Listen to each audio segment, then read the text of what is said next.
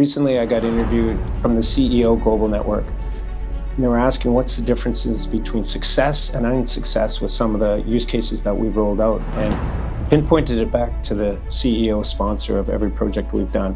When there's an executive that understands the power of AI and he's involved with his leadership to really drive success, it's made all the difference in the world. In Canada, we're still so far behind, and the CEOs out there that are really learning this stuff, they don't have to code, but the ones that are learning how this can make an impact on their company, that's where use case success is really happening. Hello, Chris. Thanks for joining us here today. Chris is the CEO of SaaSberry, and today we have 5 questions to ask him about the future in business in 2026. So the first question, Chris, what is the real job of a CEO in 2026 when software using AI can plan, act, and run parts of the business? Well, the main role is understanding how that would work, understanding that it does make an incredible difference, and really understanding the workflow in your business that's slowing your employees' productivity down.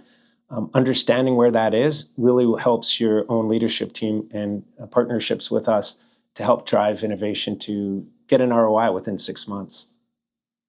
So then if you strip away the hype, what's the simplest definition of AI innovation that actually matters to revenue cost? You know what? Increasing sales, making margins healthy again, reducing your OpEx cost, leveraging your people to be more strategic. AI can do that right now. It just automates the mundane work that they used to have to do manually and does it so that they can be more just strategic focused with your business. So then what is changing in the business world that most executives still don't see? In Canada, I've noticed that a lot of the executive teams aren't really embracing and learning AI.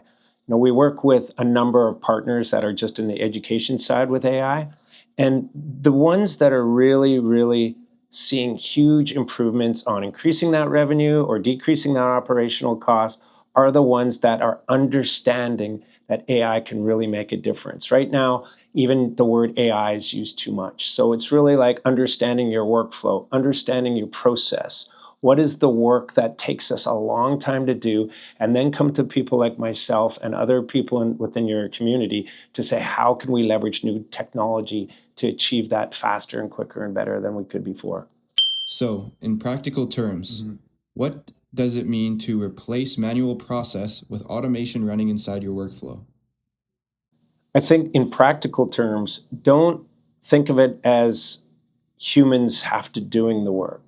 Think about it as what are our staff, what are our employees doing to achieve a goal? What is the outcome that they do? And once you understand what that outcome is, then understand that technology can do that manual work behind it. So it's really just automating that manual process quicker and faster.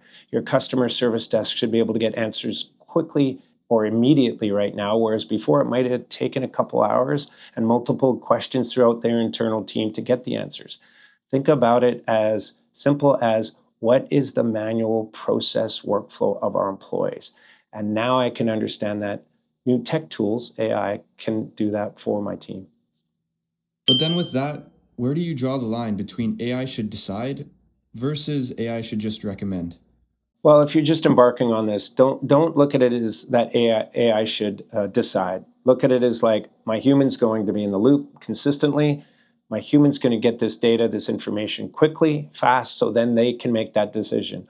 Once you master that, then you can look at AI making the decisions for you. But that's step 2 and step 3. Well, thanks, Chris, for joining us today. Hey, thanks a lot.